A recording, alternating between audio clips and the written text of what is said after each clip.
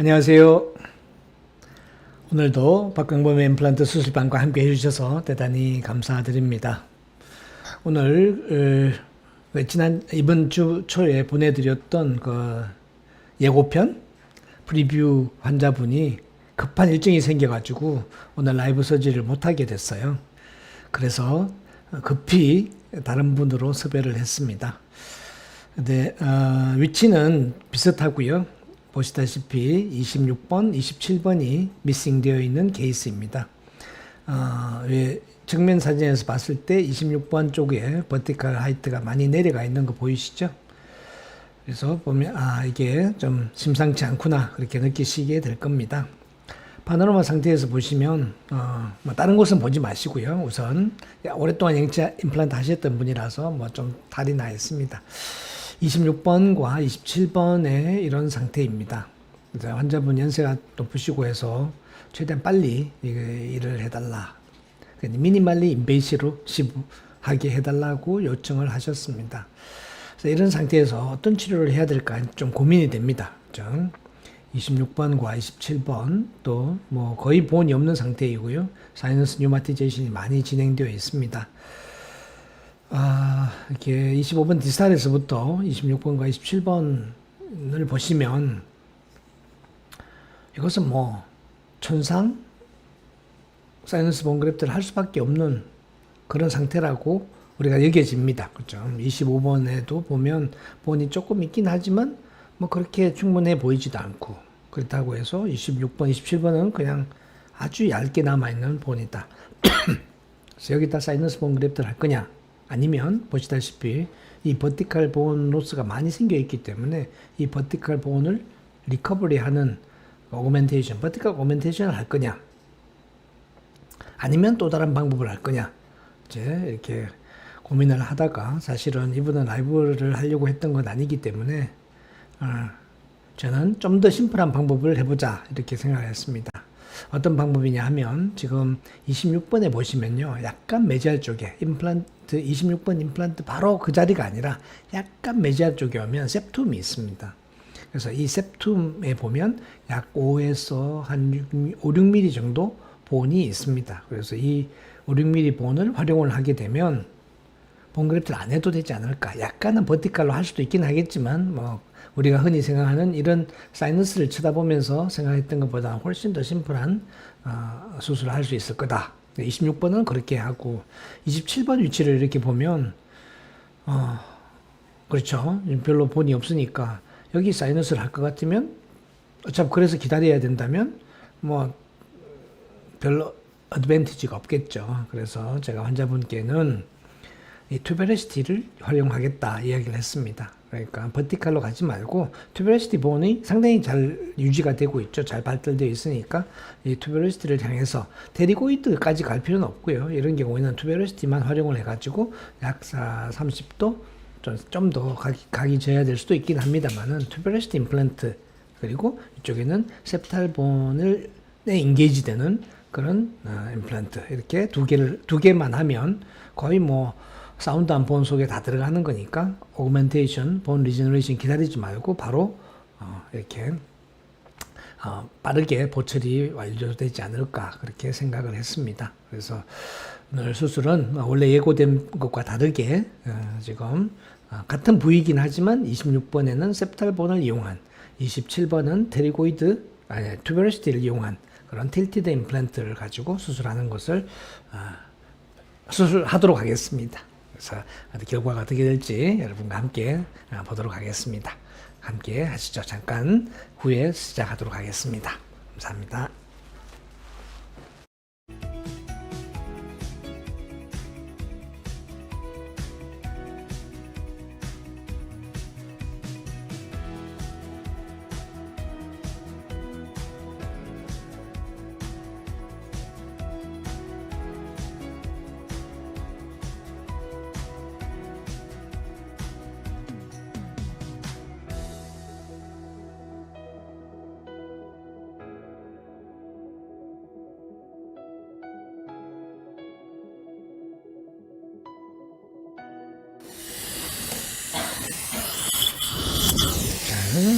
오른쪽으로 주시고요. FSD를 잘 활용을 해야 되고요. 또 인시전은 버티컬 해야 되기 때문에 인시전 라인이 아주 정확하게 잡혀야 되겠습니다. 건강한 티슈 쪽으로 팔라탈로 돌아서 인시전이 돼야 돼.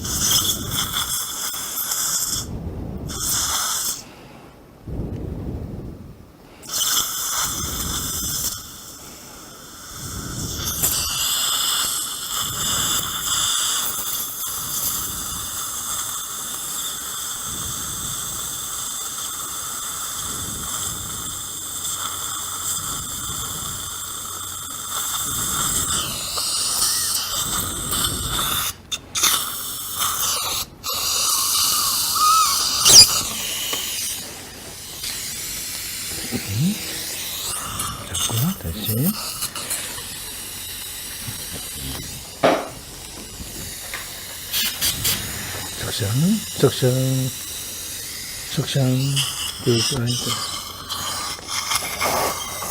라인 따라서 다시 그렇죠. 하나 둘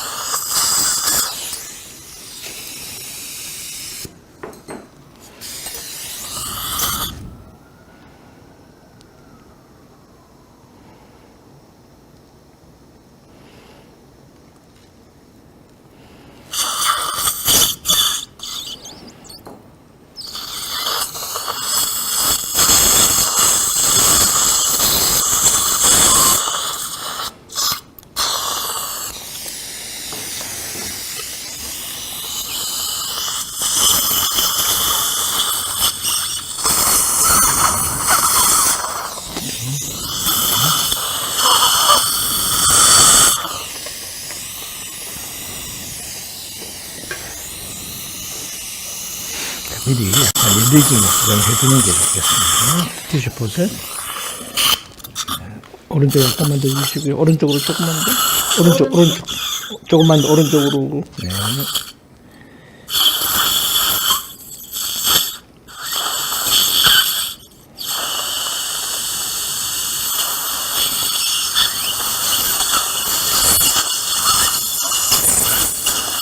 앞쪽으로. 약간 앞쪽으로. 이렇게.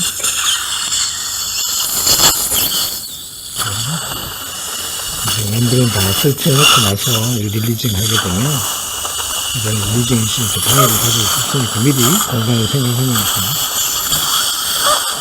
좀 앞쪽으로 약간만 더 앞쪽으로 또 볼 수 있게 이렇게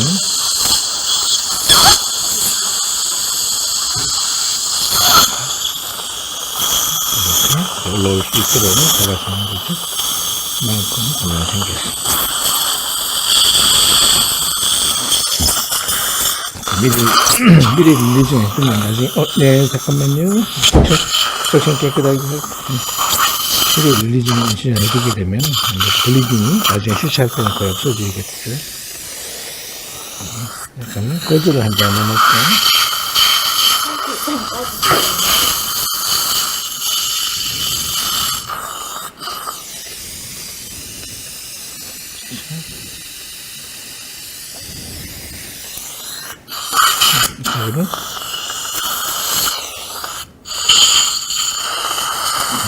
이쪽으로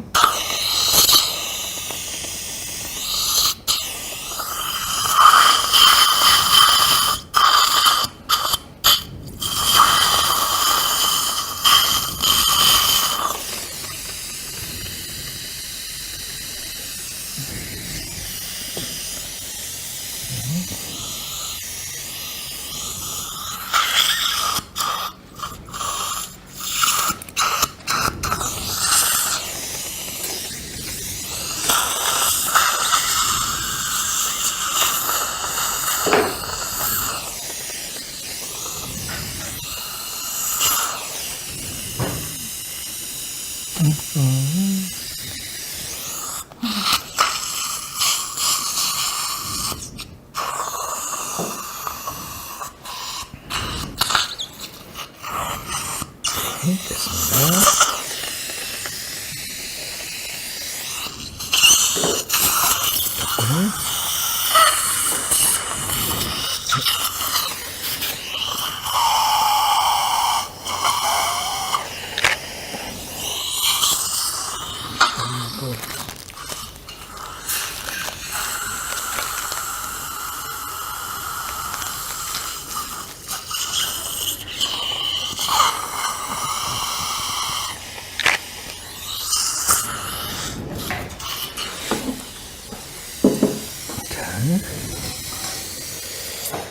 이렇게 오른쪽 올려주시고요. 네, 위쪽은 튜베로시티가 있습니다. 그렇죠? 파노라마에서 보면 이 튜베로시티 베이스에서 거의 35도 이렇게 튜베로시티 임플란트 포지션을 잡아야 되는데요. 되게 30도 정도면 되는데요.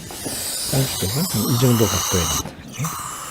베이스에 딱 붙으면 사이너스 들어가고 이 정도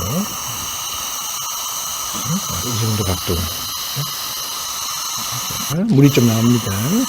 우리 30cc 시린지 니들이 필요했는데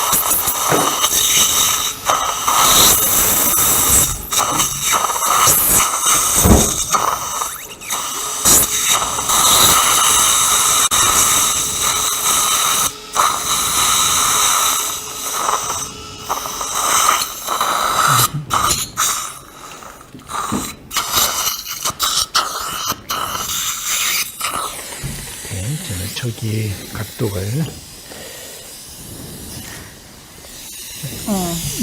네, 말씀하세요.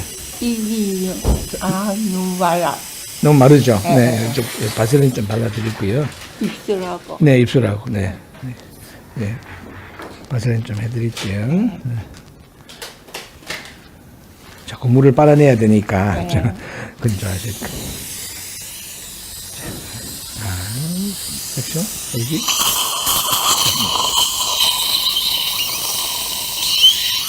네, 이 정도 각도가 됩니다.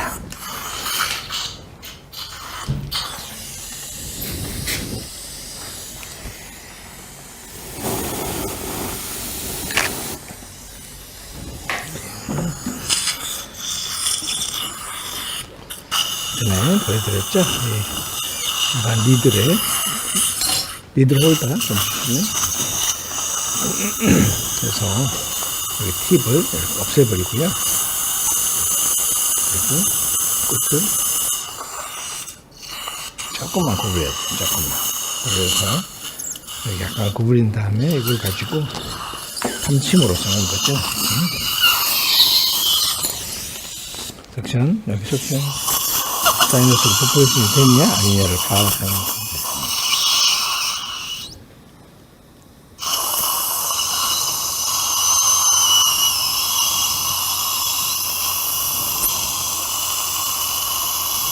거의 사이너스하고 좀 터치되고 있는 것 같습니다. 여기서 조금 더 뒤로 들어가면 괜찮을 것 같습니다. 이 각도에서 약간만 각도를 더 주도록 하겠습니다. 오케이, 땡큐.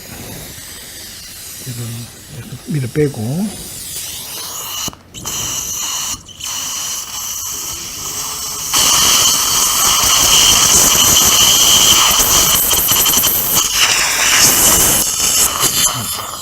다시 잡고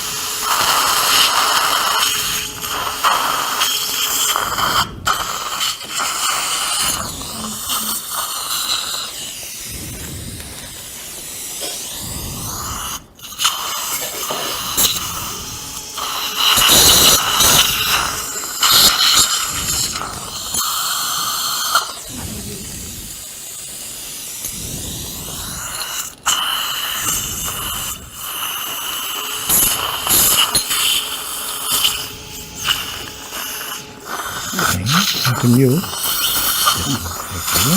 4.1에 4.1에 13DT로 주시네요.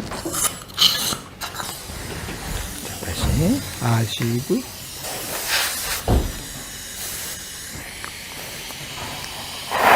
위로 약간 더 당겨줄래요?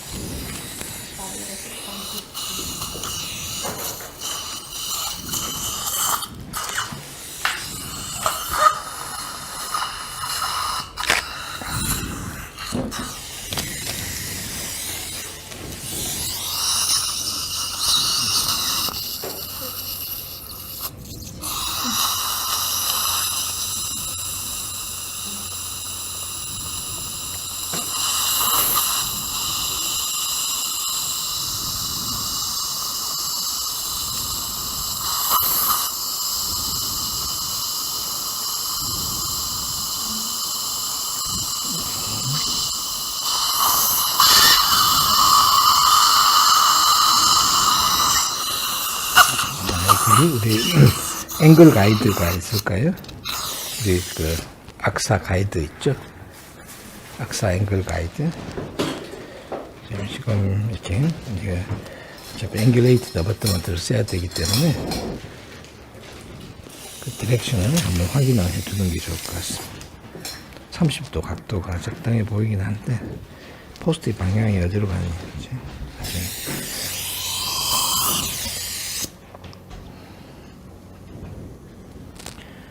30도보다 조금 더 커야 될 것 같습니다. 그리고 포스트가 어느 방향으로 이 방향이 잠깐만 이 방향이 아닌 것 같아, 그죠? 약간만 더 돌려야 되겠습니다.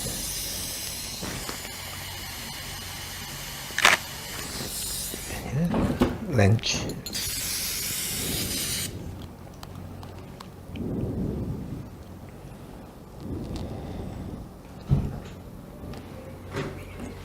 돌리면 욱욱욱 죄송합니다.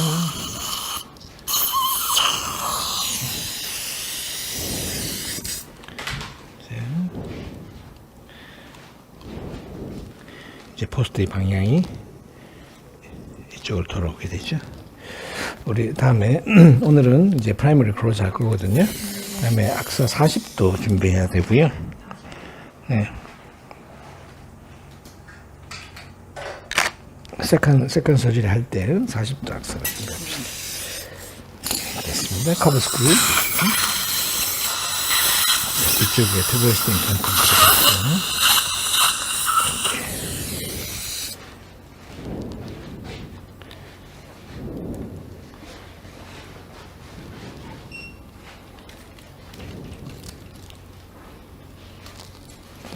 다시 앞쪽에는 버티컬 로스가 있으니까요. 약간 오른쪽으로 약간만 더 주실래요?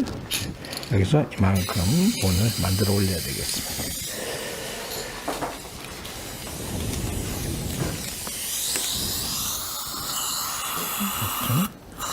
버티컬 오그멘테이션까지 고려하면요, 지금 한 5mm 정도 본이 있습니다.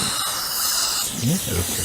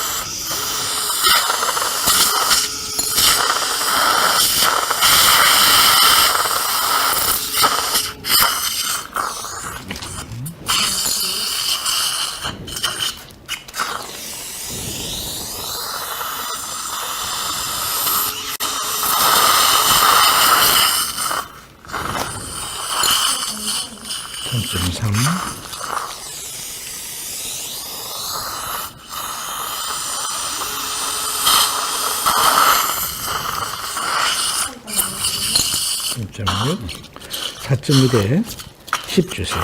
DT 이쪽에 10 이 density가 D4입니다. 그죠?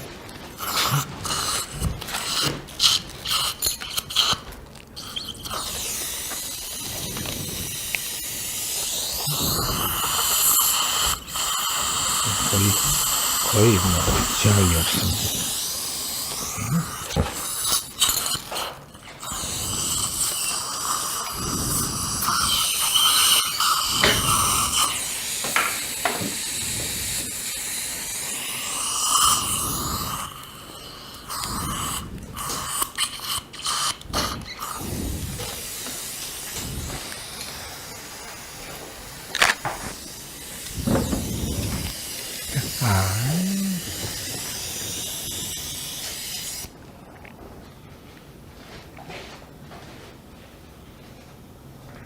그 정도만 정리를 할 겁니다. 이 정도 하고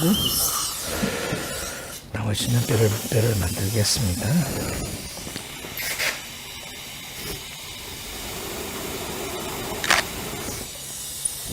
다시 이제 아이젠을 쓸 거거든요. 아이젠 스크루 1mm 주시고요. 보는 알로그래프트 준비하시고요.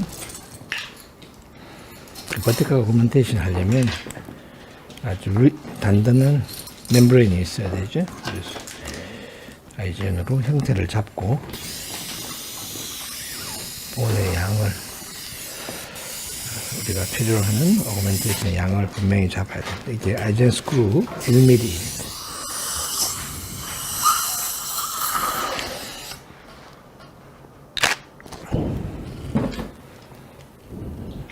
아시고요.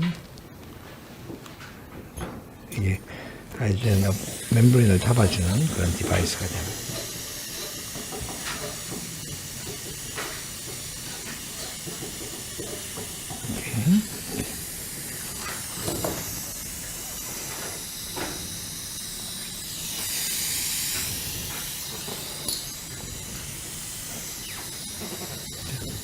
스푼 익스카베이터, 스푼 익스카베이터 이렇게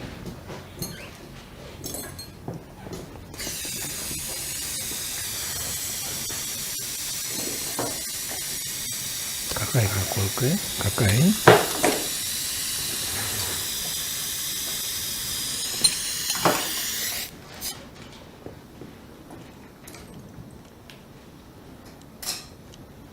자, 안쪽으로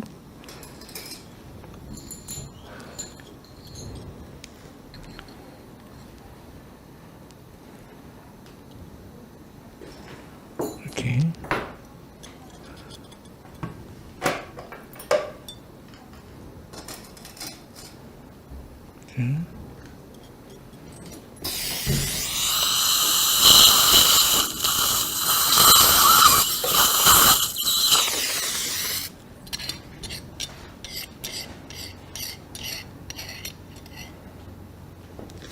이렇게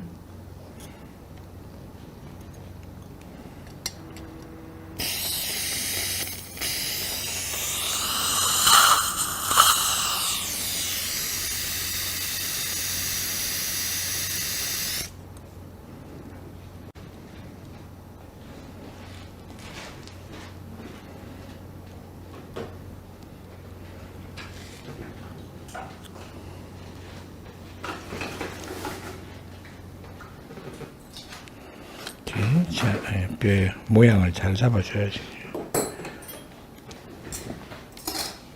이렇게 잡아주시고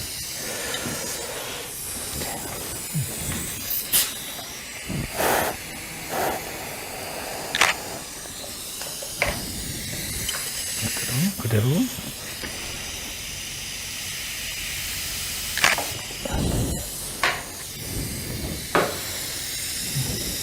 앞에 약간만 뼈를 더 해야 되겠습니다. 이렇게 그대로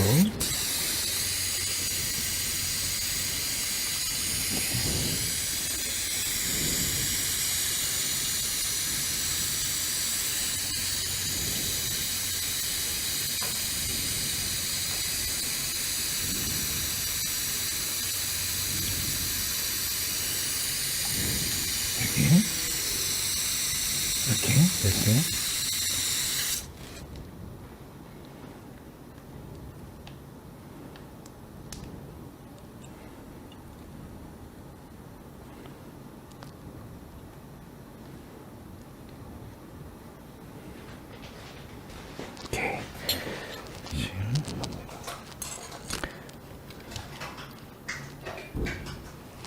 아이젠 스크루, 아이젠 멤브레인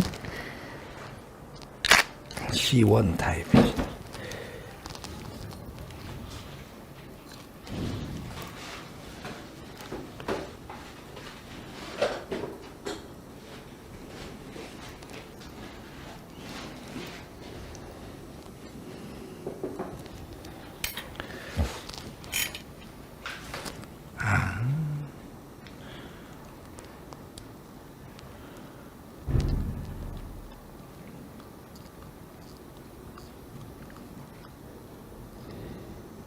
너무 세게 조을 필요가 없고 가볍게 홀딩만 되게.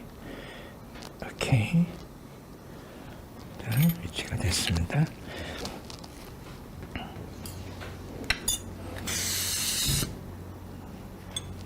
여기 바칼 쪽으로 3.5mm가 있거든요. 3.5mm가 뼈가 리제너레이션 되면 리모델링을 감안하더라도 2mm 이상 뼈가 남게 되겠죠. 자, 이제 나머지 아이젠에 의해서 서포트 되지 않는 부분을 자, 콜라겐 멤브레인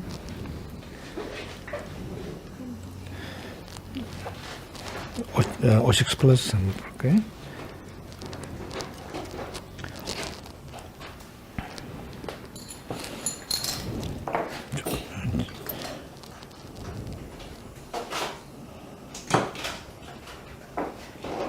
오케이, 다시 부탁하고 네.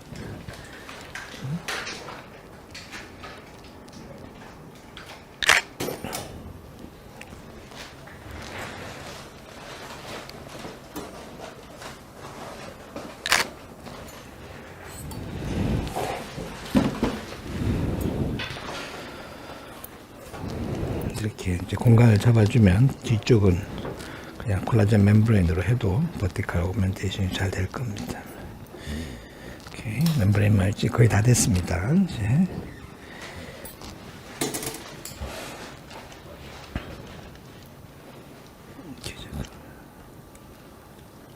이렇게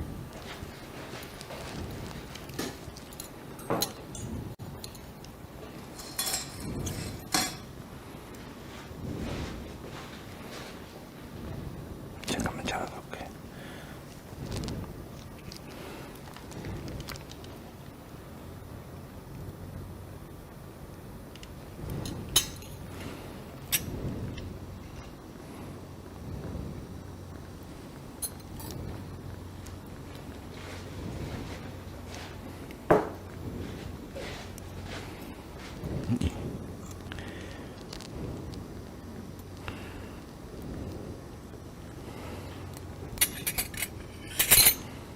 오케이, 됐습니다. 이렇게 그대로 두시고요.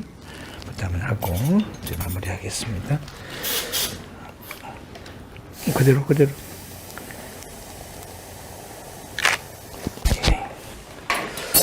자, 시작하겠습니다. 시작.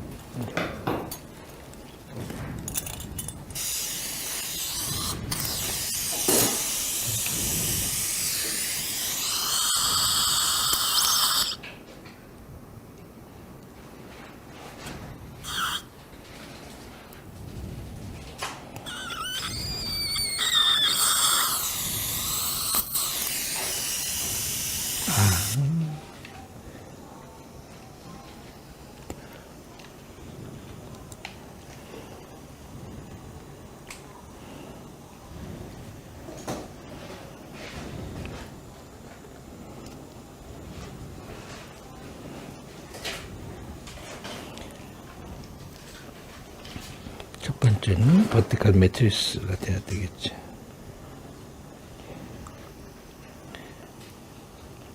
이렇게 앞에서 릴리징을 해놨기 때문에 이렇게 어댑테이션이 쉽게 당기지 말고 버클 이렇게 좀 길게 작게 하면 실크가 힐링되면서 숨어버려가지고 제가 하기가 힘들어. 뒤쪽으로. 응? 두 번째 버티컬 매트리스.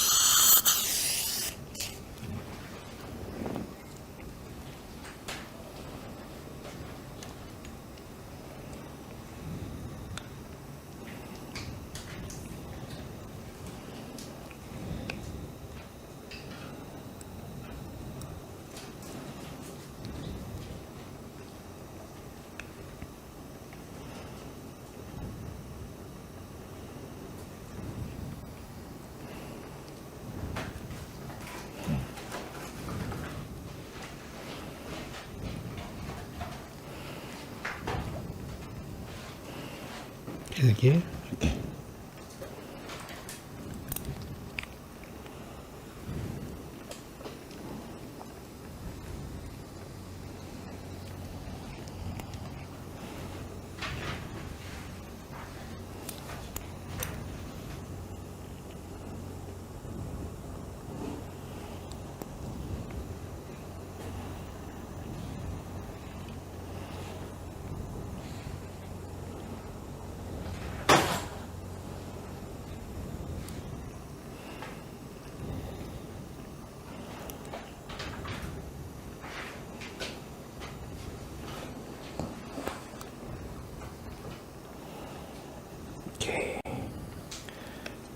이렇게 세 개의 버티컬 매트리스가 기슈처가 되고요. 실크 하나 더 주실래요? 길게 이렇게.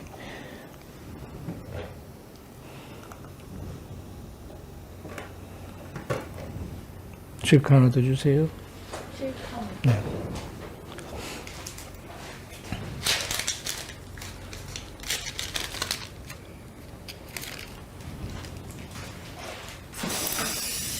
뒤쪽에서부터.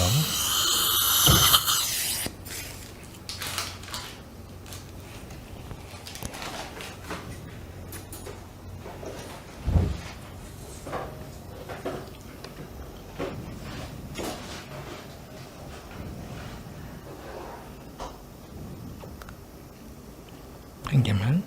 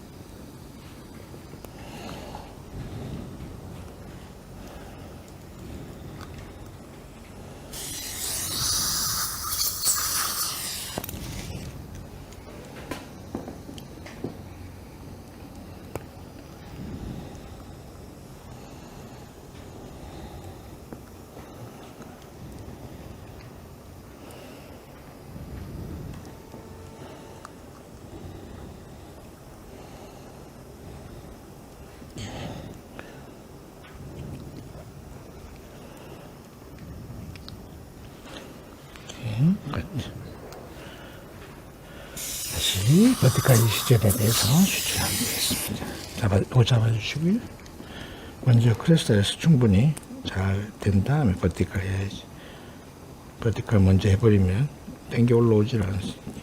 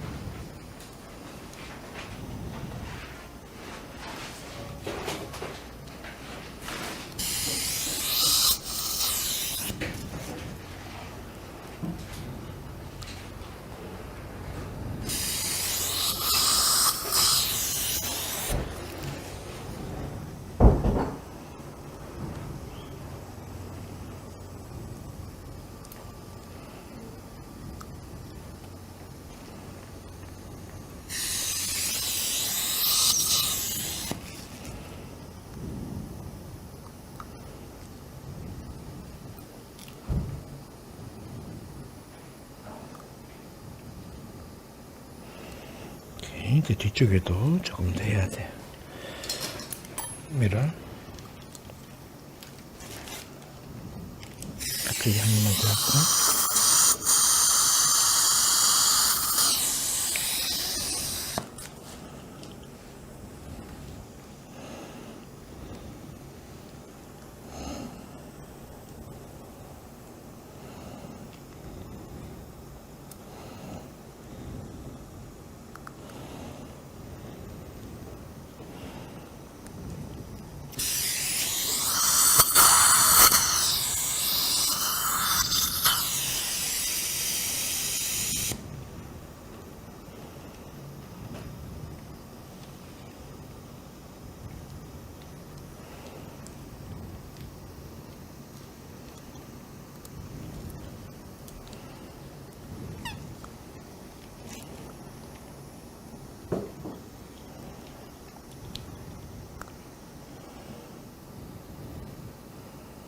딱 한 바늘이 더 필요하네요.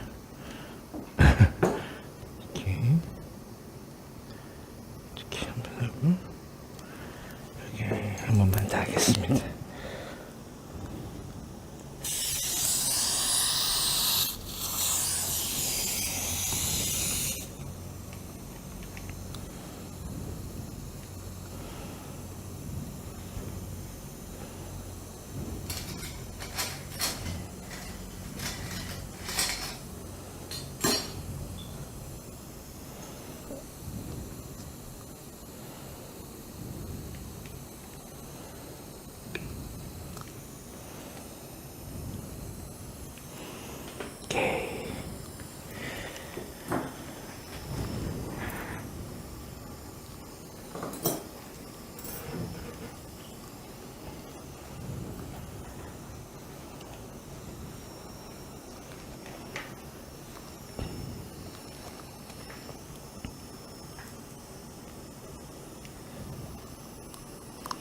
앞쪽에는 뮤코자가 와서 릴리징 되고 올라오면 아무리 뮤코자 따라오죠. 색깔 높이 할 때 프리진지바 그랩들 한번 해야겠습니다. 색깔 높이 하면서 동시에 하면 될 것 같습니다.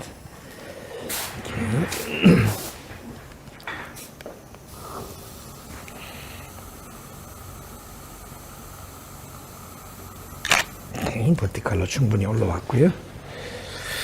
호리존탈리도 좋습니다. 오케이, 됐습니다.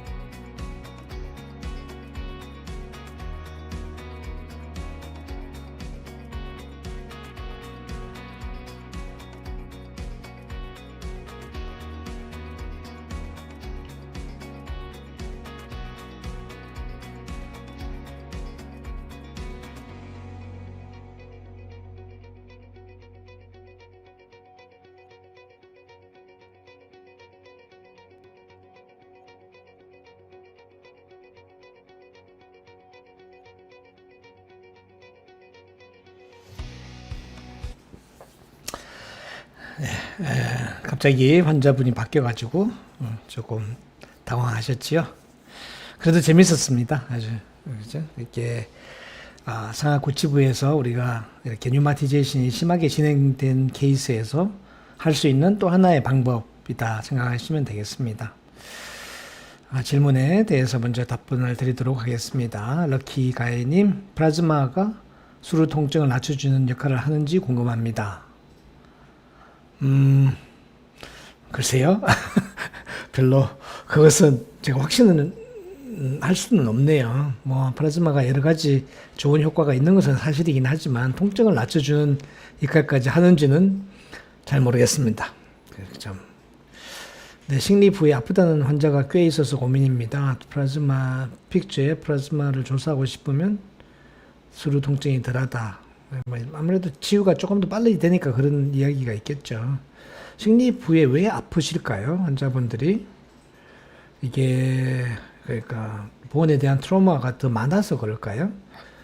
만일에 이런 것이 그냥 패턴처럼 계속 있다고 하면 아마 마취하시는 방법, 그리고 드릴링 하시는 방법, 픽처를 선택하시는 기준도 약간은 바꾸는 게 좋지 않을까. 그러니까 이게 통증이 있는 이유는 대개는 프레셔, 트라우마와 지속적인 압박이라고 할 수 있겠죠. 그래서 뭐라고 딱 이렇게 정확한 이게 상황이 아니라서 뭐라고 말씀드리기는 좀 그렇네요. 할 수 있는 모든 방법을 써봐야 되겠죠.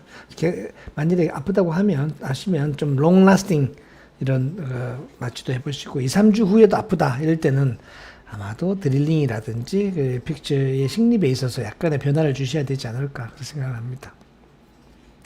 그리고 추 선생님, 임플란트 프라이머리 스테빌리티가 제로 뉴턴 센티미터 또는 스핀 되어도 커버 스크루를 끼고 오래 묻으면 다 붙나요? 보통 몇 개월 오센트레이션 되나요? 이런 경우도 있습니다. 거의 뭐 본이 뭐 우리가 클래스 4가 아니라 클래스 5처럼 완전히 비어져 있어서 고정 자체가 잘 안 되는 이런 경우가 있었습니다. 그렇다고 해서 뭐 다이아미터를 무조건 키울 수는 없고 그냥 넣어두고 기다리는 거죠. 이런 경우에 첫 번째 문제는 일단은 외부에 힘이 없어야 되겠죠. 그러니까 완전히 프라이머리 클로즈 하셔야 될 것이고 덴처의 힘조차도 가해지지 않도록 하셔야 되고 그 다음에 우리가 기대해야 될 것은 결국은 이게 오세오 인테그레이션에 얼마나 잘 되느냐. 그것은 서피스 트리트먼트하고 직접 아마 연계가 되어 있을 겁니다. 그렇죠. 그래서 아주 표면 처리가 우수한 그런 예를 들면 지금처럼 뭐 엑스피드에다가 이렇게 플라즈마를 한다든지 이렇게 하면 뭐 됩니다. 근데 얼마나 기다려야 되냐? 만약에 진짜 스피닝이 되는 정도로 아주 루즈한 본이었다 하면 한 4개월 정도 저는 기다릴 것 같습니다. 4개월 정도면 되지 않을까 싶습니다. 말씀하시는 소리를 잘못 들었습니다. 방금 니들팁 제거 후에 휘어서 딜링 와에 넣어서 뭘 하긴 한다는 거죠? 제가 환자분하고 너무 크게 이야기하기도 좀 그렇고 해서 좀 오물오물거려서 그렇습니다. 니들팁을 가지고 드릴링을 하면서 사이너스 플로어를 열렸나, 지나갔냐, 안 했냐, 이걸 보려고 하는 겁니다. 또는 틸티드 임플란트 하게 되면 이게 드릴링 하다 보면 자꾸 이게 커지면서 사이너스 월이 열리는 수가 있거든요. 열려도 뭐 큰 문제는 없지만 가급적이면 이제 확인은 하는 게 좋겠죠. 그래서 니들 팁을 조금 탁 잘라버리고 약간 구부리면 그게 하나의 요런 식의 탐침이 되는 거죠. 그래서 이걸 들어가서 본월을 따라서 이렇게 긁어보는 겁니다. 긁어서 사이너스가 열렸냐 안 열렸냐.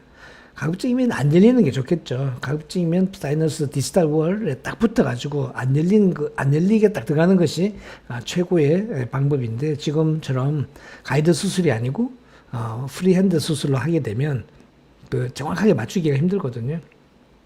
그래서 이제 한번 체크를 해보는 겁니다. 이게 뭐 상악동 막이 찢어져도 사실은 관계는 없습니다. 그 다음에 뭐 우리 KDH 선생님이 이걸 뭐 엘리베이션 하려고 하는 게 아니고요. 소프티슈 월을 브레이크 했느냐 안 했냐 이걸 체크하는 거니까 뭐 크게 문제는 아니고요. 되게 프로브들이 좀 커가지고 그걸 이렇게 디텍트 하기가 조금 까다로운 수도 있습니다. 그러니까 제일 쉬운 방법입니다. 그냥 이제 살짝 해가지고 이렇게 긁어보시면 금방 알 수가 있습니다. 그리고 상악동 찢어질 염려는 없는가요? 뭐 상악동 올리려고 한 거 아니기 때문에 신경 안 쓰셔도 될 것 같고요. 셉툼을 향해 드릴링할 때 상악동 전용 드릴을 쓸 필요는 없을까요? 사이너스 엘리베이션을 하려면 전용 드릴을 쓰셔야겠죠. 그런데 지금 상악동에 엘리베이션 하는 게 아니라 가급적이면 septalbone 이렇게 피크가 된 septalbone을 활용해서 하바에서 최대한 스테빌리티를 얻고자 하는 거죠. 그렇기 때문에 뭐 사이너스 엘리베이션 하지 않아도 되겠죠. 물론 상악동 그러니까 뭐 크레스탈 어프로치 카사 킷 같은 걸 사용하게 되면 좀 도움은 될 겁니다. 근데 지금은 메인은 에피칼 밑에 있는 본에서 잡고 스테빌리티를 잡고 위쪽에 꺼진 부분이 있었으니까 약간의 한 2, 3mm 정도 버티컬 어그멘테이션을 하겠다 이렇게 생각을 했기 때문에 뭐 상악동에서는 별로 신경을 쓰지 않았습니다. 25번 식립시 골 상방으로 심는다는 것은 이식골 뼈가 된다는 확신이 있어야 될 것 같은데요.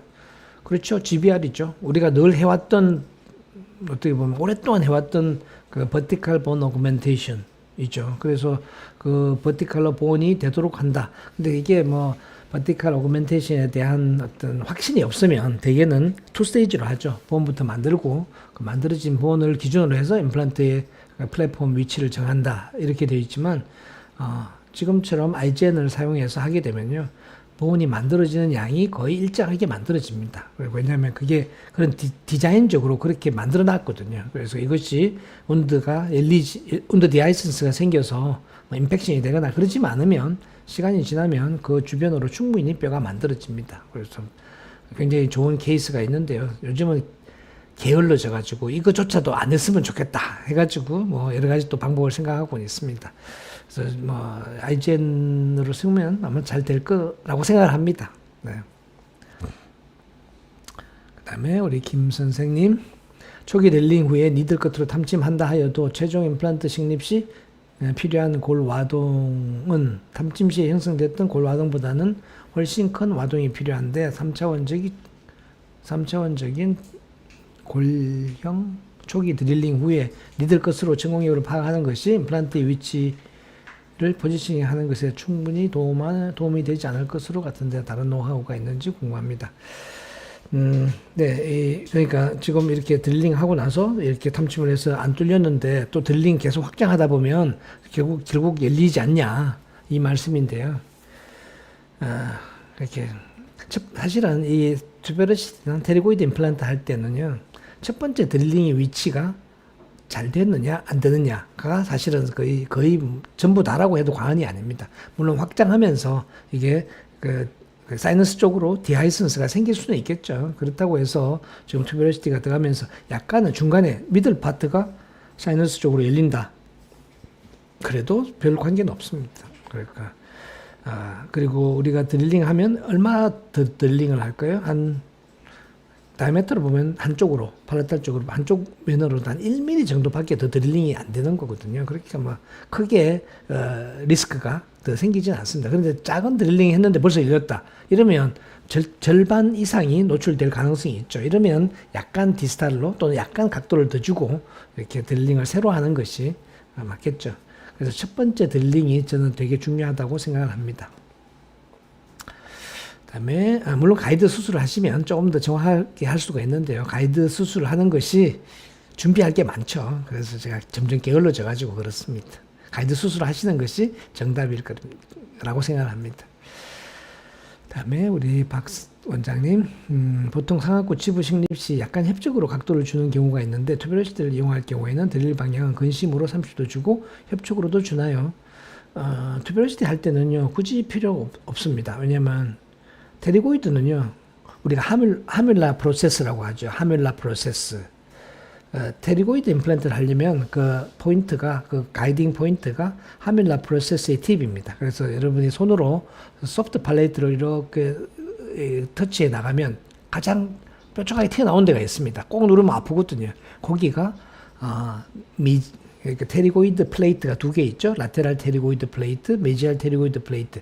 메지알 테리고이드 플레이트의 끝이 하밀라 프로세스입니다. 그래서 그것을 기준으로 해가지고 약간 라테랄로 가도록 그렇게 해야 되기 때문에 생각보다 상당히 그러니까 버칼에서부터 링괄 쪽으로 보코링괄로 한 30도 정도 다시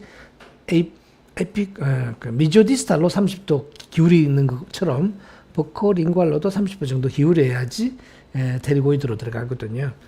이제 그것은 테리고이드 임플란트고요. 투베로시니는 그냥 그 알베올라 프로세스의 흐름대로 그냥 뒤로 쭉 가기 때문에 굳이 이게 미지알 버칼 각도를 쭉 그렇게 많이 줄 필요는 없습니다. 그냥 그대로 따라가시면 됩니다. 물론 뭐 CT 상에서 봤을 때 투베로시티의 아나토미 형태가 어떻게 잡혀 있느냐에 따라서 약간은 필요에 따라서 약간 각도를 줄 수 있겠지만 그렇게 뭐 크게 신경 쓰지 않으셔도 투베로시티 임플란트인 경우에는 괜찮습니다. 강석기 원장님 잘 계시지요?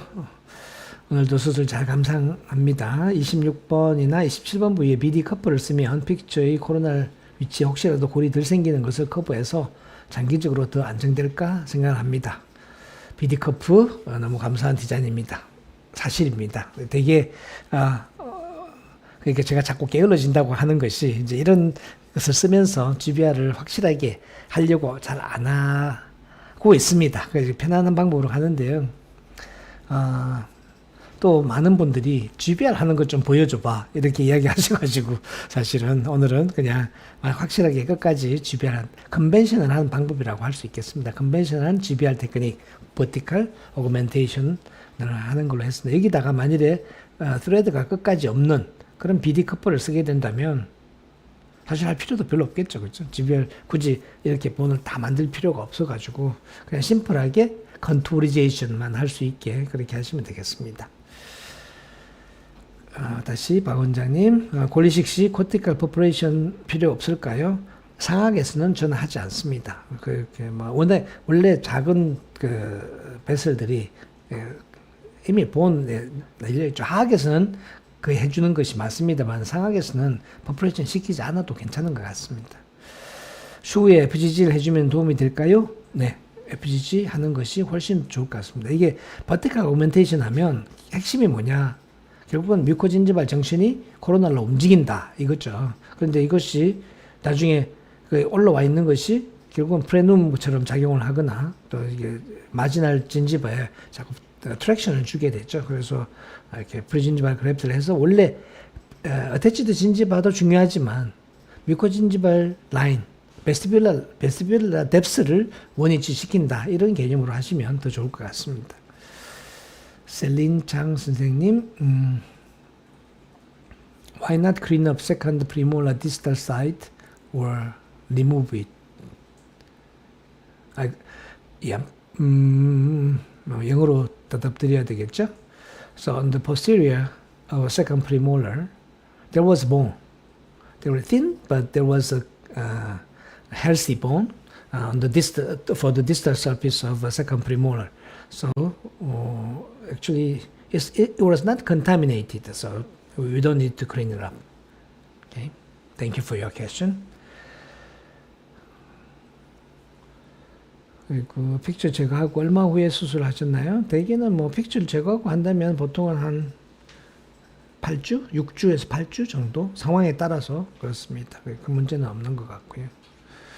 네버들리스님, 아이젠 스크루를 픽처에 넣고 돌릴 때 픽처가 살짝 같이 돌아간 게 보였습니다. 큰 문제 없을까요? 픽처가 돌아간 게 아니고요.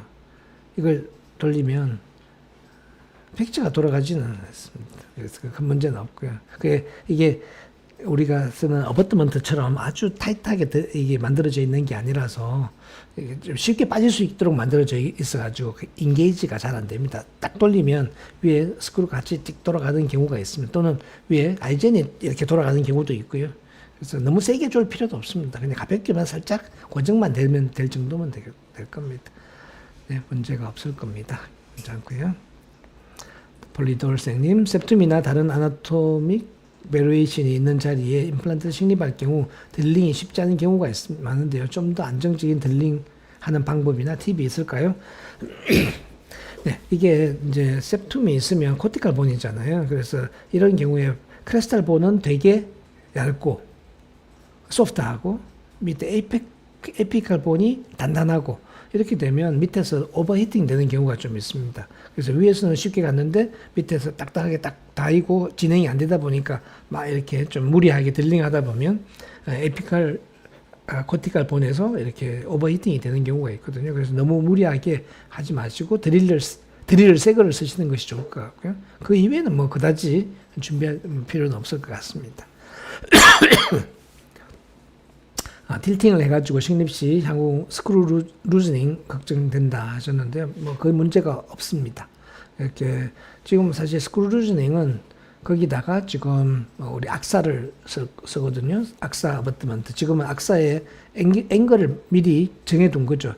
이렇게 픽처만 넣어놓고 나서 그냥 나중에 우리가 멀티 유닛 어버트먼트나 악사 어버트먼트를 셀렉션 하게 되면 나중에 이게 포스트 각도가 이렇게 기울어지는 경우가 있습니다. 그래서 오늘 하면서 이제 나중에 그 스크루 홀이 어느 쪽으로 나올 것이다. 포스트가 어느 쪽으로 향할 것이다. 라는 것을 이제 각도를 정해둔 거거든요. 그러니까 뭐 그 문제가 없고, 이 악사 어버트먼트와 픽처와의 그 커넥션은 뭐 신뢰하셔도 됩니다. 굉장히 우리가 흔히 블루 다이몬드 임플란트에서의 어떤 커넥션의 안정성과 같다고 보시면 되고요. 그 다음에 그 위쪽에는 그냥 크라운이 스크루 리테인드로 다시 만들어질 거기 때문에 거의 뭐 스크루 루즈닝은 걱정 안 하셔도 됩니다. 네.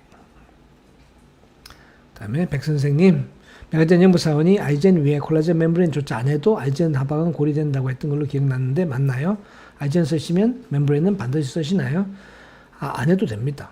충분히 이 티타늄 메쉬만 해도 충분히 본이 되는데요. 지금은 그 뒤쪽에, 그러니까 그 픽처 딱 주변에는 보면 이렇게 아이젠으로 다 커버되지만 그 뒤쪽에는 거의 알로그래프트가 거의 노출돼 있잖아요. 이런 경우에는 뭔가 조치를 해서 멤브레인을 커버해 줘야지 전체가 되겠죠. 근데 멤브레인이 워낙 크다 보니까 충분히 크니까 그냥 같이 다 덮어주는 거지. 만일에 뭐 사이즈가 애매모호하다 그러면 아이젠이 있는 곳은 멤브레인 쓰지 않으셔도 괜찮습니다.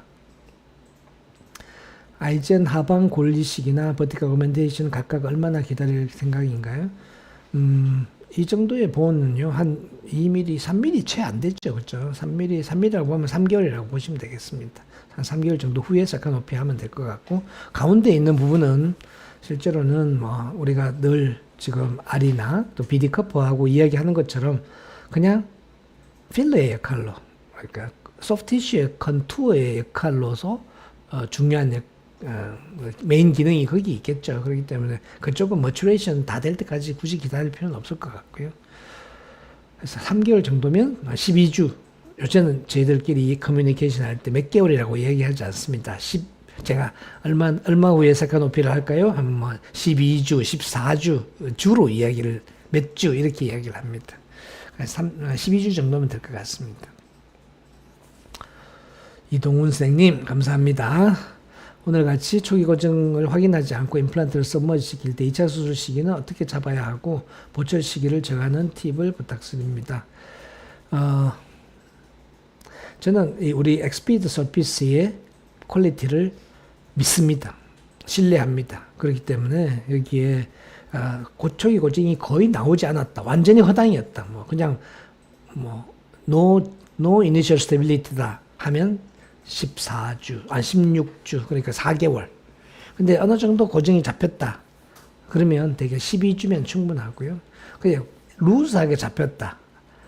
그냥 잡히긴 잡혔는데 우리가 그냥 꽉 이렇게 하듯이 멋지게 잡혔다가 아니고 그냥 좀 약해 보여. 이 정도 같으면 되게 8주고요. 완전히 딱 잡혔어. 이렇게 완전 이게 우리가 하듯이 40뉴턴, 45뉴턴으로 딱 잡혔다. 그러면 6주? 4주에서 6주면 됩니다. 그러면 오세인트레이션은 됐다고 보고요. 이때부터 그 뒤에 2차 수술 또는 템포러리를 하죠. 템포러리를 보통은 약 한 4주 정도, 한 달 정도 소프티슈 머추리 기다리면서 한 달 정도 사용하니까 결국은 아주 고정이 안 좋은 경우에도 16주를 기다렸고 그 다음에 템포러리 1시간 쓰니까 파이널 보철물은 결국 한 5개월 정도 후에 들어간다 보시면 되겠습니다. 그전에는 결국은 이니셜 스테빌리티와 본의 상황에 따라서 어떨 때는 2개월 만에, 어떨 때는 3개월 만에, 어떨 때는 4개월에 끝나기도 합니다. 그 다음에 Journey to the Mountain님, 상하구치부 협착골 흡수가 심한 경우에 구개측으로 침입되는 경우가 있는데요. 이때는 상황에 따라 반대와 교합으로도 하시는지요? 가급적이면 안 하는 게 좋습니다. 원래 환자분이 갖고 있던 교합 자체가 반대 교합이었다 하면 문제가 없는데요. 그냥 그 임플란트가 거기 식립되었기 때문에 반대 교합한다 이러면 환자분이 되게 불편해 하십니다. 그리고 만족하지 않으실 겁니다. 만일에 그런 상황이 예측된다 하면 환자분께 미리 자세히 설명을 해 주시는 게 맞습니다. 그래서 뭐 물론 저도 뭐 하다 보니까 어쩔 수 없이 그렇게 된 경우가 있긴 하지만 별로 추천하고 싶진 않습니다. 그다음에 다시 우리 Journey to the Mountain님, 2차 수술 때 픽처 스웨드 노출되는 경우 본그래프트를 추가로 해두면 도움이 될까요? 컨투어에는 도움이 되겠지만 오세인트레이션은 안 될 겁니다. 그렇게 벌써 이렇게 2차 수술 하는데 스레드가 노출돼 있어요. 이런 경우 되게 많습니다. 우리가 마이너한 본 디펙이 있을 때 마이너한 오그멘테이션, 임플란트의 서바이벌하고는 관계가 없는 그런 정도의 디펙인데 우리가 대충 하죠. 또 그런 경우는 마이너하니까 뭐 지노그래프트나 조금 이렇게 올려놓고 멤브레인 아무거나 탁 올려놓으면 제가 자주 말씀드렸습니다만 본 안 됩니다. 하려면 확실하게 하셔야 됩니다. 아니면 대충 하는 것은요. 그냥 폼으로 하는 거는 할지는 몰라도 본 안 됩니다. 그렇다고 해서 본 그래프트를 집어넣어요. 다시 추가로 하면 어차피 또 본 안 됩니다. 차라리 하지 마십시오. 근데 이런 경우가 애매모호하죠. 그래서 우리가 BD 커프를 만든 겁니다. BD 커프 탑에 있는 1mm, 2mm 정도, 3mm 정도의 본 디펙이 있는 경우에 이걸 본 리제너레이션 하려고 하면 제대로 하려고 하면 쉽지 않습니다. 근데 그걸 꼭 해야 되나? 안 해도 되거든요, 사실은. 밑에서 충분히 오세인트레이션 됐으니까. 그런데 항상 그 탑에 있는 2mm 정도의 뼈, 그런 정도의 본 디펙, 여기서 문제가 생기잖아요.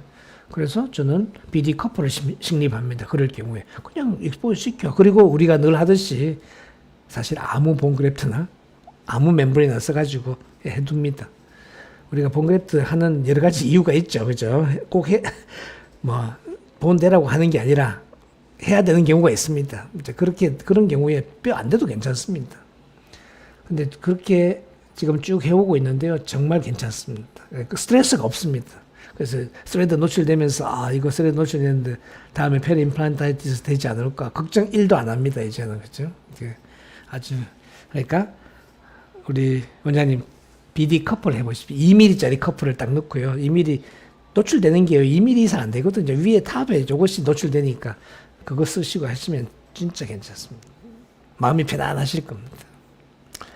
그다음에 배 선생님, 악사를 쓰게 되면 커스텀 지내지와 어떤 차이일지 궁금합니다. 커스텀 어버트먼트는요, 되게 시멘테이션 타입으로 하죠. 우리가 시멘테이션 타입 바이닐 보철물을 하거나 안 그러면 커스텀에다가 셋 스크루를 넣으면 스크루 타입을 할 수가 있는데요. 악사는 스크루 타입으로 들어갑니다.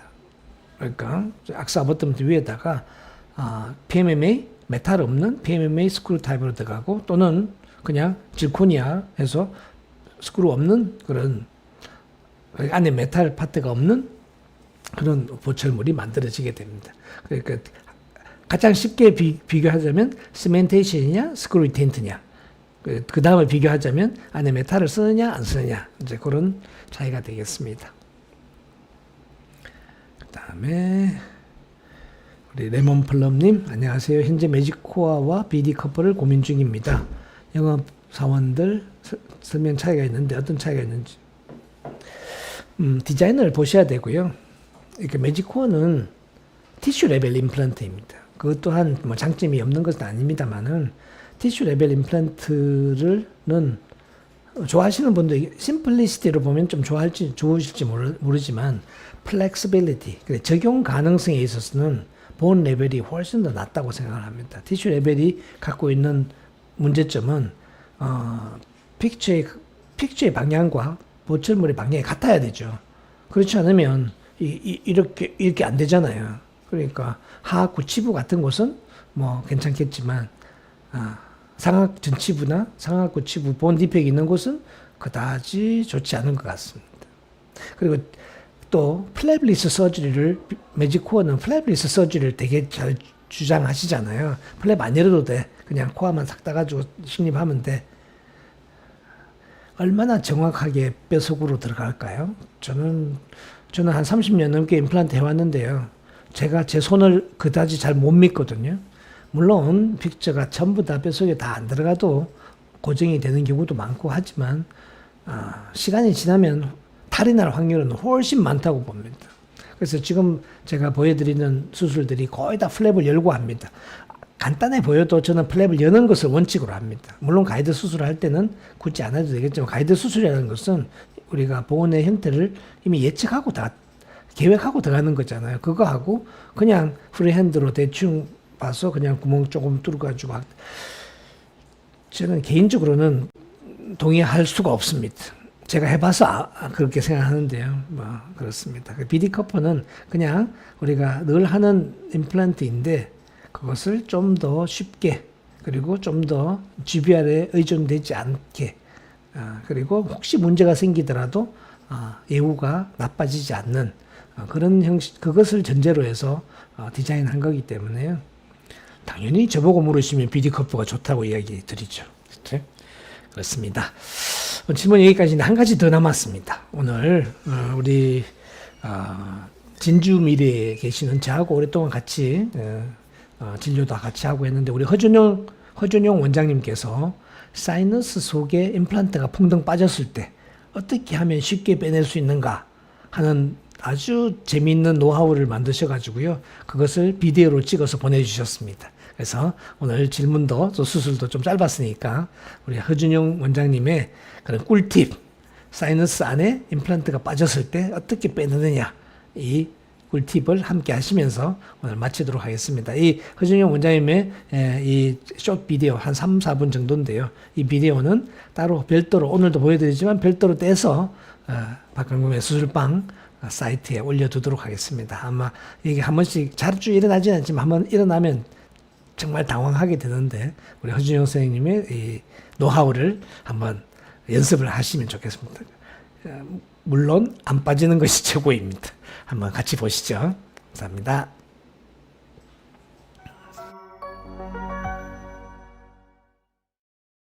언급사항에 이것만 알아놓으시면 뭐 따로 배울 것도 없어요. 영상만 저장해 놓으시면 여러분들이 언제든지 보시고 상악동에 빠졌을 때 환자분 교육을 하시면 바로 빠지게 됩니다. 상악구치부에 뼈가 얼마 없을 때 임플란트를 이렇게 심을 때 임플란트가 상악동 안으로 빠져버릴 수가 있어요. 또 그런 경우도 있고, 두 번째로는 임플란트를 심어놨는데 그게 몇 달 뒤에 보니까 임플란트가 상악동 안으로 들어가 있는 경우도 있습니다. 그러면 이제 그 임플란트를 빼내야 됩니다. 보통은 우리가 이 상악동의 측방에 라테랄 윈도우를 형성합니다. 뼈를 따내고 보통 그쪽으로 이렇게 빼냅니다. 수술이 좀 어려워요. 꼭 그렇게 하지 않아도 이제 간단하게 압력을 이용해서 빼내는 방법을 제가 고안을 했습니다. 그래서 보통 우리가 이걸 이제 상악동에 들어간 임플란트나 치아 뿌리를 빼낼 때 측방에 윈도우를 형성해도 그 임플란트가 잘 나오질 않아요. 그런데 제가 수술 중에 환자분께서 갑자기 기침 같은 걸 하는데 그게 움직이는 걸 봤습니다. 그래, 이건 압력을 이용하면 좀 쉽게 빼낼 수가 있겠다. 보통 이 압력을 이용하지 않을 때는 환자분을 막 이렇게 뛰게 하고 수술 중간에 세워서 뛰게 하고 그걸 이제 중력을 이용해서 주로 빼내려고 하고, 안 그러면 굉장히 뒤쪽이기 때문에 시야가 잘 안 보여요. 그래서 막 안쪽으로 이렇게 기울여서 빼내고 좀 위험하기도 하고, 그래서 좀 안전하고 간단하게 빼내는 방법이라서 공유를 했으면 좋겠습니다. 근데 간단하게 환자를 교육을 시켜야 돼요. 3스텝으로. 그 방법에 대해서 제가 가르쳐 드리려고 합니다. 자, 첫 번째, 코를 통해서 바람을 냅니다. 입을 다물고 이렇게 코를 통해서 바람을 내고, 두 번째, 입을 벌리고 똑같이 코를 통해서 바람을 냅니다. 이때 주의하실 건 입으로 바람이 나오면 안 돼요. 세 번째, 똑같이 코만 잡고